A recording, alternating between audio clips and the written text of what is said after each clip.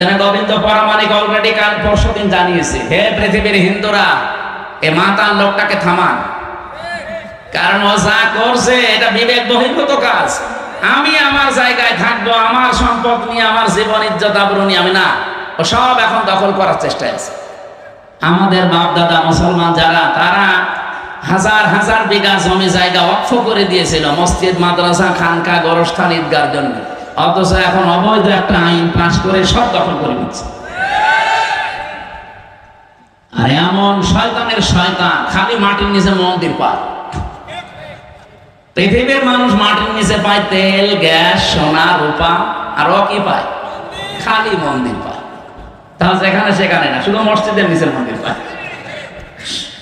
যদি বাংলাদেশে আমরা আওয়াজ তুলি যে ঢাকার স্বামীবাগের ইসকন মন্দির, এটা 1000 বছর আগে মসজিদ ছিল, এটা ভেঙে ফেলা হবে, মানবেন?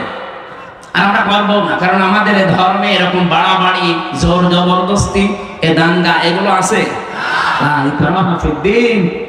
ধর্মে কোনো বাড়াবাড়ি নেই, যার ধর্ম সে পালন করবে। এই দেশে তো এই জন্য পৃথিবীতে আমাদের দেশটা আজ মানে উজ্জ্বল দৃষ্টান্ত হয়ে আছে। এই 54 বছরে আমরা আরো উপরে থাকতাম যদি প্রতিবেশী না থাকতো।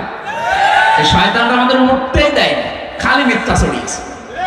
মাইক্রোসফট রিপোর্ট দিয়েছে তাম দুনিয়ার 257টা দেশ নিয়ে, যে পৃথিবীতে সবচেয়ে বেশি মিথ্যা তথ্য পরিবেশন করে ইন্ডিয়া। ওরা আল্লাহর একটা একটা করে ঘর সব ভেঙে ফেললো। কতগুলো ঘর ভেঙেছে দেখেছি, আজকেও একটা ঘর ভেঙেছে।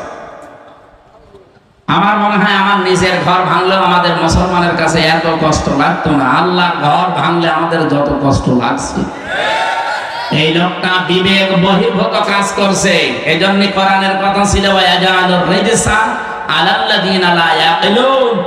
যারা বিবেক বহির্ভূত কাজ করে